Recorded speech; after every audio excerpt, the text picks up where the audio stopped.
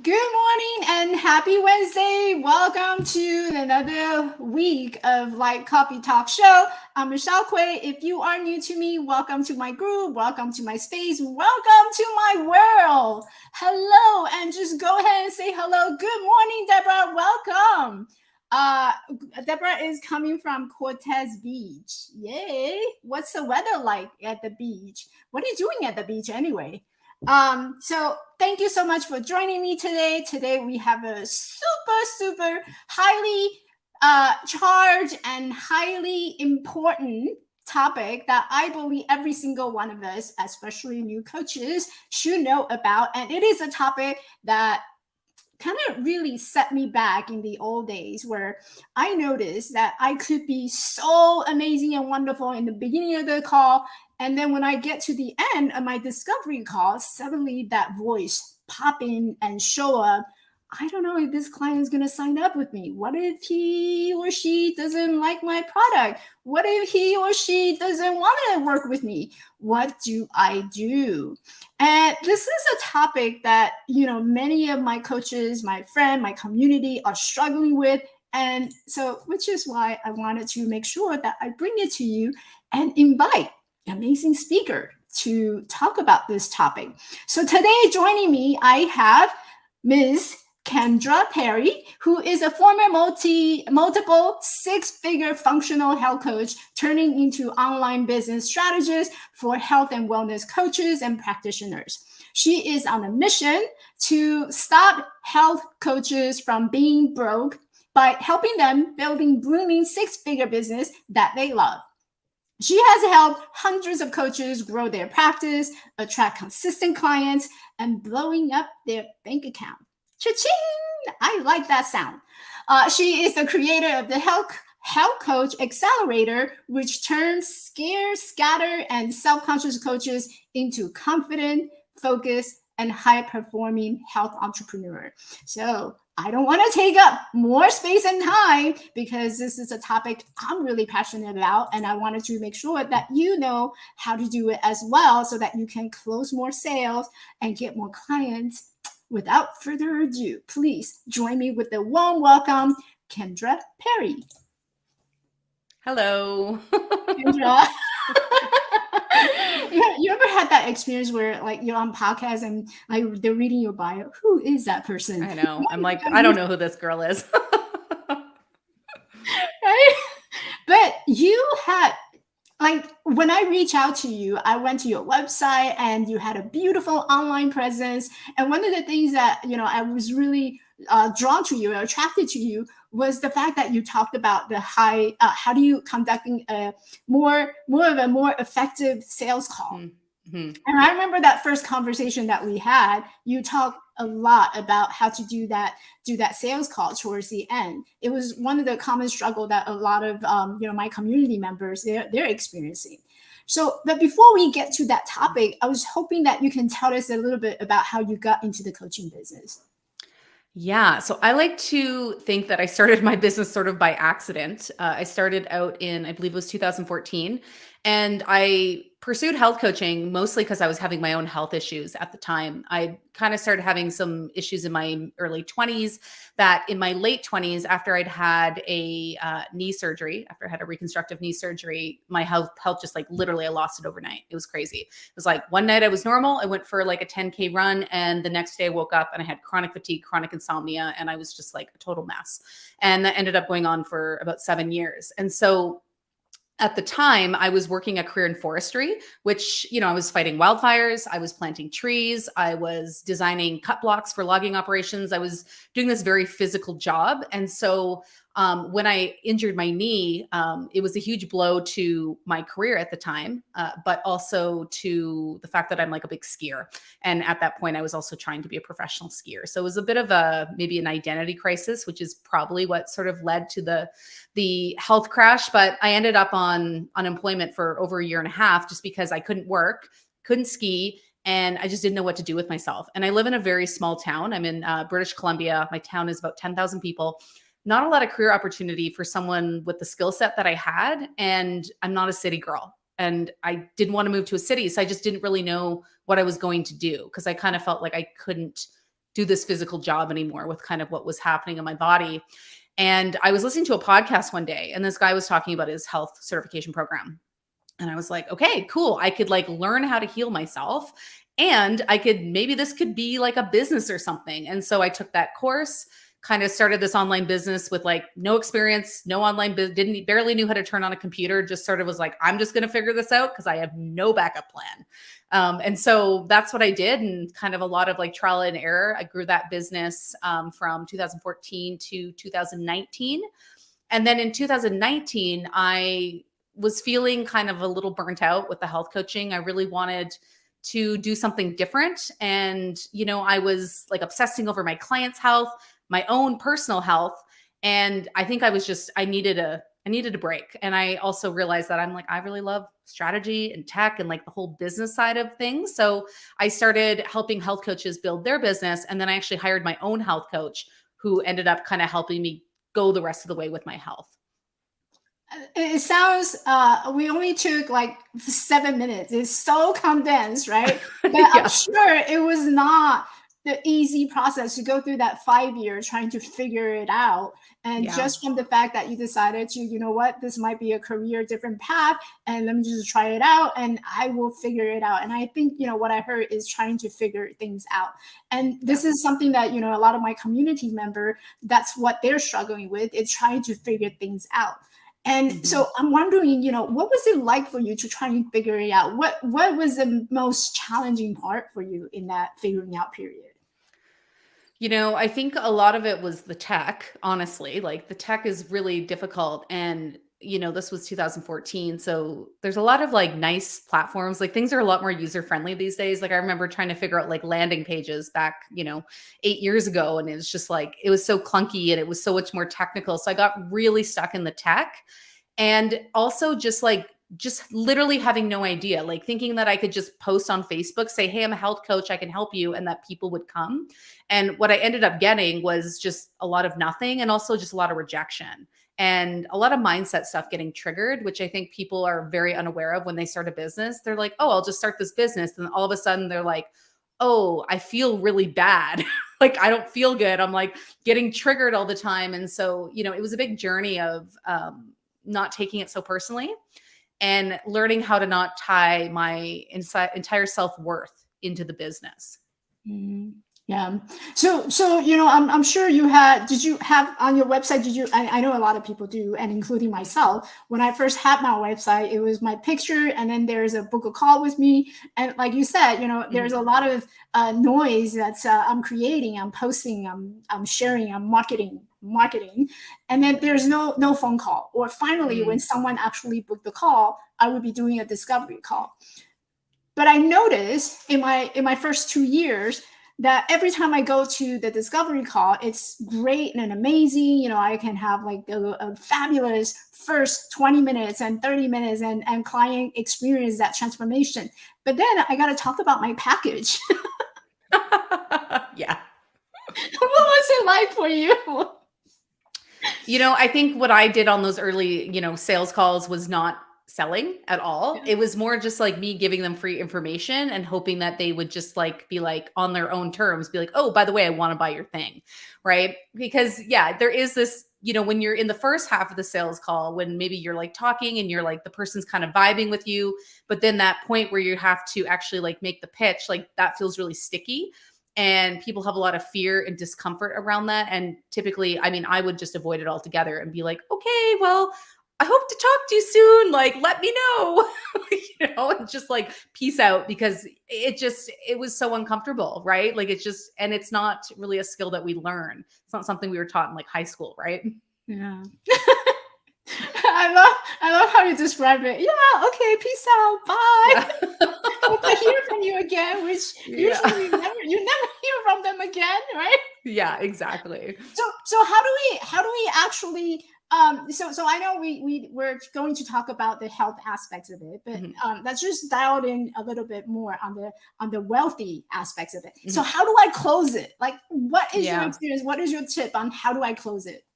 Yeah. So the biggest way, like, so in terms of closing it, I want to take like a few steps back because there's a few things that need to happen first before you will even get close to closing a call. And it actually really starts with how you actually market that call. And this was a big disconnect that I was having on these calls, because I was saying, hey, come get a free health history, come have a free consult, have a free coaching call. And the intention I was saying is like, I'm giving you free information. And what they thought they were getting was free information. So they come on the call, I give them all the things, they feel really excited. But then when I pitch the program, it's a no. And there can be a huge disconnect there, right? Because if you are marketing this call as a free call to come pick your brain, and then you are offering something paid, it doesn't mesh, right? And that's where people can be like, really like, oh, I didn't, like, oh, I didn't know that this was what this is about. So if you're going to close, it starts with getting the right people on the call, because there are certain people who will come on a call who will never have any intention of buying. They're just there to pick your brain, but that's not what that call is for, right? And it depends like what people learn. Like, I don't know if people got any business training in their certification program. Like, I know in the health coaching certification that I did, they said offer a free health history. And then that'll like show them everything that's wrong, and then they'll want your program. But that never worked, and I could never figure out why, right? And it's because of that, because they think like, oh, sweet, like this is so nice of them. What a generous charity. Like, I'll come like get this free information, and then I'll be good. And then when you're like, oh, buy my program, they're like, yeah, that's not why I came here. So the only purpose of a sales call is to determine like, are they a fit for what you do? And is the program going to work for them? Right. And so you have to be really clear about that. You're not offering a free call, a free consult. You're saying, hey, I have this free discovery session or strategy call, like whatever you're calling it, so that you can learn if my, anxiety fix method or my Hashimoto's solution program are a fit for you.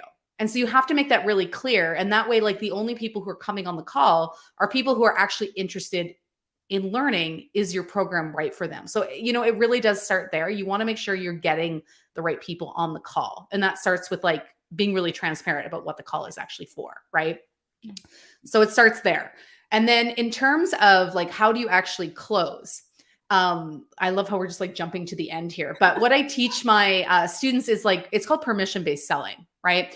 We're always looking for these various permission points throughout the call. And when you get permission from someone, suddenly it doesn't feel so scary because they've said yes, right? If someone gives you permission to pitch, that's going to help like all those nerves go away, right? And so, at the point in the sales call where you've determined like, okay, this is someone I can help. I can tell that they're probably committed. I can tell that they're a good fit for me. Great. Ask permission. Just say, hey, Jane, everything you've told me, I actually think you'd be a really good fit for my XYZ program. Do you want to learn a little bit more about how I help people go from, anxiety to calm, or from, an extra 15 pounds to fitting in their skinny jeans, or whatever it is. And if they say yes, they have given you permission to sell to them. And that suddenly doesn't feel so icky anymore, because I think that's the biggest sticking point with sales is people are like, I don't want to feel pushy. Like, I don't want to feel gross. I don't want to, be that door-to-door salesperson. Like, no one wants to be that dude, right? Or chick who's like trying to sell like the broken thing to an elderly person. Like, no one wants to be that person, right? But you're asking them like, hey, like, do you want me to tell you more about this? And then they've given you permission, and that should calm your nerves. You're like, okay, so now I can talk about my program, right? I think that's a very interesting perspective, because I don't think a lot of coaches had that in mind, especially walking to a discovery call. We're trained to, oh, it's a discovery call, so provide the value, and then at the end you wanted to sell them your package. But none of us, because we as coaches, we ask permission to coach someone, to work with a client all the time. But so I think that mindset shift of just asking for the permission. Is it okay for me to share your price with your what I do and my price? And people are just going to say yes or no. And if it's a no, okay, that's okay, and you just move on. Yeah, So totally. it's a very interesting and new perspective. At least, I never thought about that. I typically just do, here's my package, read it, go through it, and then we'll jump on the call if this is a good fit. Yeah. So yeah, and I think too, like, it's so easy to just want to like talk about the program kind of like a robot. Like, this is my program, like it does this and this and this. But really, this is a huge sales call tip, but like, you really shouldn't be talking more than 25% of the call, right? Like the purpose of the call, again, is not to show them how smart you are. You don't need to prove yourself. You already proven yourself. Like if they're signing up for a call with you, like they already think you're awesome, right? So you don't need to prove yourself. So you can take the pressure off. You're not trying to prove how smart you are, but really what you're doing, because you mentioned there, like provide the value and then sell the thing. But the value isn't in like consulting or giving information. The value is in the holding of the space for the person and helping them feel seen and heard and understood. Like that is truly what it's about. Like you really just want to listen to them. And that's how you properly qualify a person. Like make sure, like, are they the right fit? Do our energies align? Like, are they committed? All of that. But if you've been listening to them, they're going to tell you where they're stuck. Right. So if I use an example from my business, people might be like, like I can't figure out my niche. I'm really like, keep going back and forth. I'm really stuck on this. I'm really like scared to sell. And yeah, I have no idea what to do on social media. Mm-hmm. So instead of like just giving them this whole outline of my program, the first thing I can say is, okay. And, so this is my program. It's Health Coach Accelerator. It helps health coaches go from barely making ends meet to a six-figure business. Do you know much about Health Coach Accelerator, or do you want me to go into the details? Because potentially they're like your biggest fan, right? And they've like binged your entire sales page and like they know everything. And you might not even really need to talk about it. They might be like, oh no, I know totally it does this. And there's this coaching support and there's this lesson. And they might already know, but they might say, no, tell me about it. And then you can customize how you explain the program to what they just said. You'll be like, okay, so in module 2, this is where we go into niching and messaging. And you mentioned that you're really stuck on your niche and that you can't figure it out. And this is actually where we will make sure that you choose a niche that is both profitable and aligned, right? And module 6 is where we talk about social media. So remember how you said that you have no idea what to do on social media? Well, we actually show you how to set up your accounts. We show you the strategy and we show you how to create content that sells, right? So that's how they feel like it's just for them. And it's not just like this generic overview of the program, right? Because you're listening to them about what they really need help with. And then you're showing them where in your program actually supports that pain point. Yeah. And I think nowadays, consumers are actually getting very smart. Like we're all getting very smart because we getting so much information overload, and we're consuming and reading all these different type of strategy and marketing. So we already have an idea before going into a call. So it's really just about engaging them with their energy. So we're talking a lot about the doing, how to be the six figure, how to get there. And I know one of your specialty area is the healthy. How do we maintain, how do we create that balance between wealthy and healthy? Yeah. Well, I think it's people so my audience specifically always are really scared that they're going to lose their health in the building of a business, right? They're like, well, I have all these health problems, and I get it. I built a business in the depths of a chronic illness. So I get it. Right. But I think it's about, you have to honor your body and you have to have tools to help yourself, like not only stay on track, but like honor your energy. So as an example, I have this, like, you probably can't see it. It's like behind me. I have this weird little altar board.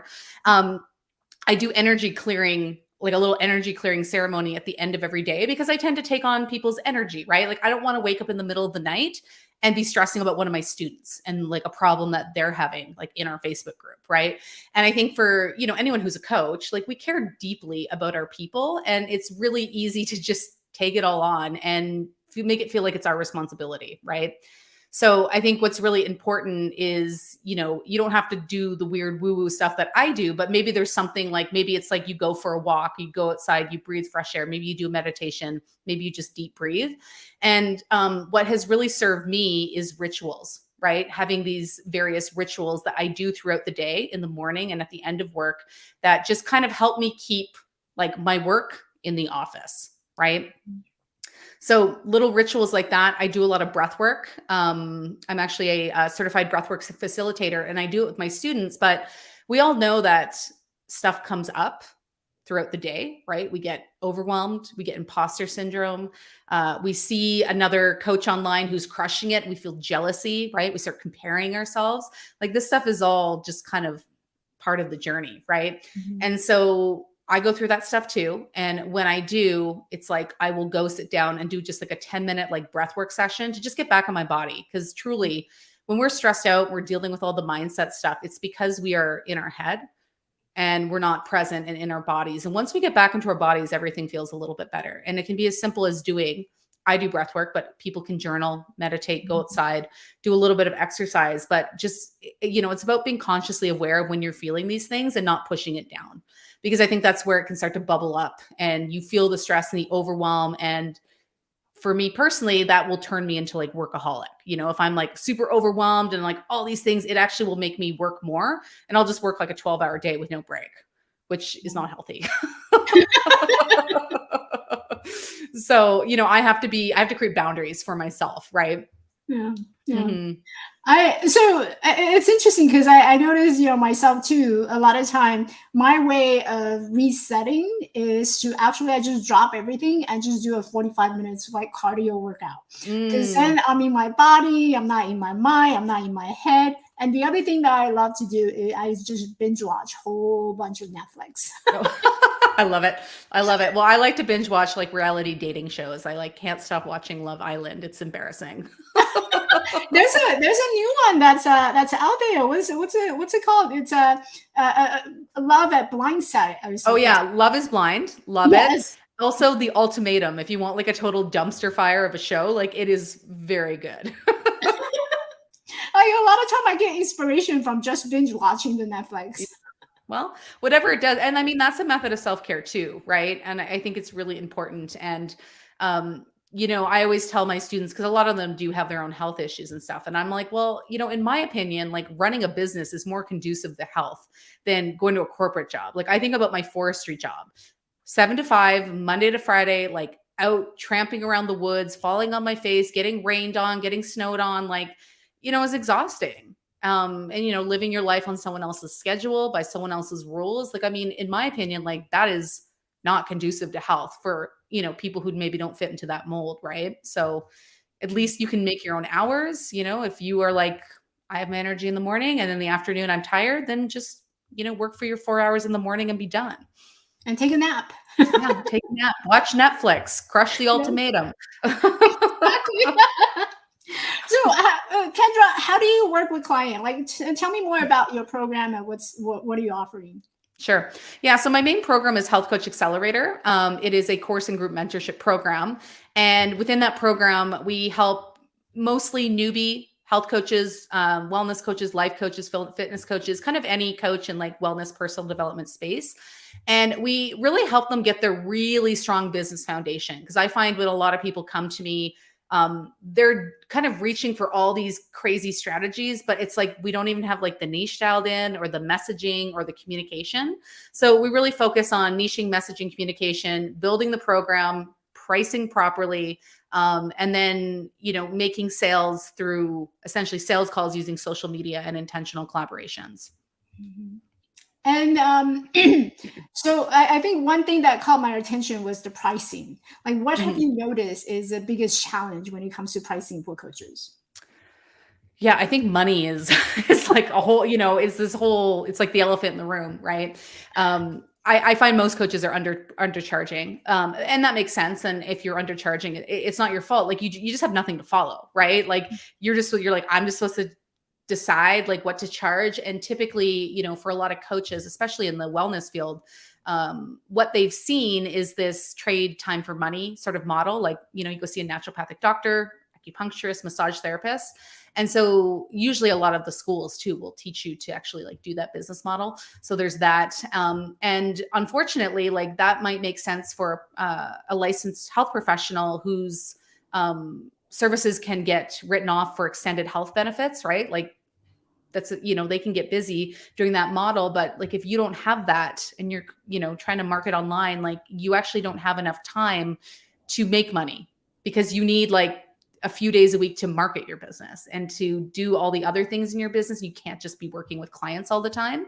So I find a lot of them are, charging this hourly rate that typically when all is said and done is minimum wage, maybe, and so that's a big issue. The other thing that I see a lot of is pricing based on competition, right? Like looking to see what other people are charging. But I think pricing is it's very individual and it should be very intentional, right? It should be based off of like what you need, right? Like what are your monthly expenses for personal and business? And what do you want, right? Like maybe you want to get a massage every 2 weeks, right? Yeah. You got to put that in. Like this is your business, your lifestyle, right? Maybe you want to be able to take a vacation every 3 months or whatever it is. So you actually have to, if you want to price properly, you have to look at your expenses and your needs and even things like taxes and savings and all of that and figure out like what do you need to make every month to pay your bills, but also like lead the lifestyle that you want to lead. Right. And Mhm. that's what your pricing has to be based off. And no one is doing that. Usually it's based on competition or it's just like I pulled this number out of my butt and I'm going with it. Right. Yeah. Yeah. And then Yeah. I agree. A lot of time they undercharge or Yeah. they charge this hourly rate. And so you keep chasing from one client to another. Hmm. But if you were to design your program and you're the boss, you basically have you and your program should be designed so that you have some freedom and time to do all Hmm. these other things that you love. And I Hmm. think the health insurance is something that people don't keep in the back of their mind. Yeah. So when they start out their own business, they don't have healthcare insurance anymore. So Hmm. you got to factor that into your budget as well. So, Yeah, exactly. Because if we're talking about staying healthy as you like build your wealth, like, yeah, like you, like I pay for my own extended health benefits. And, because I like to go get massages every week. I've been wanting a massage. Like I'm definitely gonna do it this weekend. Book my massage. I've been thinking about it for quite some couple of Oh, weeks now. so good. So good. Any last words that you have for our audience today? Yeah, I do have one last sales tip on the conversation of sales calls. So this is like a very simple, it's not easy, but it's very simple shift that you can make that could literally like triple your sales. And that is detach from the outcome, right? Because I think we want to make the sales, like we're desperate. We're like, we need the money, we need to make the sale, but like that energy is felt by the client on the other line. And they may not know what they're feeling, but they feel that something is off, right? And that can also lead you to signing a client who isn't the right fit. So detachment work is actually a really big piece of like learning how to master sales, where you just detach from the outcome. You show up to serve and you're there to find the best outcome for them, even if it's not working for you or with you. And whatever the outcome is, like you're at peace with it. And that sort of detachment work is huge. And just that alone, I've seen people like have huge improvements in their close rates just from the ability to just kind of step back and just kind of like not be so attached to the outcome. Yeah. I am your living testimonial on that because when I started to detach, I'm like, you know what? I'm just gonna hop on the call, do me, and I'm gonna just go through the discovery call, not attached to the outcome. And Hmm. like you said, it really, really helped tremendously, Yeah. like double, triple, um, Hmm. just having that detachment from it. Yeah. It's like so simple, not easy, especially if you're like, I'm broke, but it's a very simple shift. And so I think like detachment work is something that will always serve us in sales for sure. Yeah, I think at that moment when I had that shift, it was like, you know what, fuck it, I'm just gonna show up and just do this. Yeah. It totally worked. Totally. Totally. Hey, Kendra, I know you have a summit coming up. Can you tell Mhm. tell us more about the summit? Yeah, so I'm running a free online virtual summit from June 13th to June 17th. It's for health and wellness coaches or anyone in health and wellness, personal development space. And the purpose is to help you from going from inconsistent clients, barely making ends meet, to a thriving six-figure business. And we are going to allow you to kind of pull on all the expertise of 20. I think we have 22 different speakers and experts talking on everything from TikTok to manifestation to pleasure and desire in your business to pricing, packaging, signature programs, all of the things. It's totally free. Yeah. And here's the website, and I will make sure to include this in the comment below and in the chat box to make sure that everyone have an opportunity to go and sign up. I wanted to participate so bad. I know. I would have loved to have you. It would have been so great. I know. But I got so like we were talking about how to balance that health and wellness. Mm, I think it's also important to just give ourselves permission to, you know what, I have a lot of things on my plate and I'm going to sit out on this one. yeah, But fair I enough. You am gotta honor your, what your body needs, right? And I am so looking forward just to be part of that summit and just come in and show up and just hear all these amazing speakers and what they share in that summit. Yeah, it's going to be fun. And we're going to keep presentations short. So you will be able to watch all of them. Because I find a lot of summits, they're like these 90-minute presentations, and then you have like 4 to watch in a day. But we're trying to keep them 30 minutes and less, so just to honor everyone's time. That would be perfect. I'm like, oh, I'm ready to go. Yeah. So what, Kendra, where can people find you? Yeah, so the best place to find me is on Instagram. Handle is at Kendra Perry Inc. I also have a podcast. It's called the Wealthy Coach Podcast, where we jam out about business, strategy, tech, mindset, sometimes some woo-woo weird things, all kinds of stuff on there. And my website is kendraperry.net.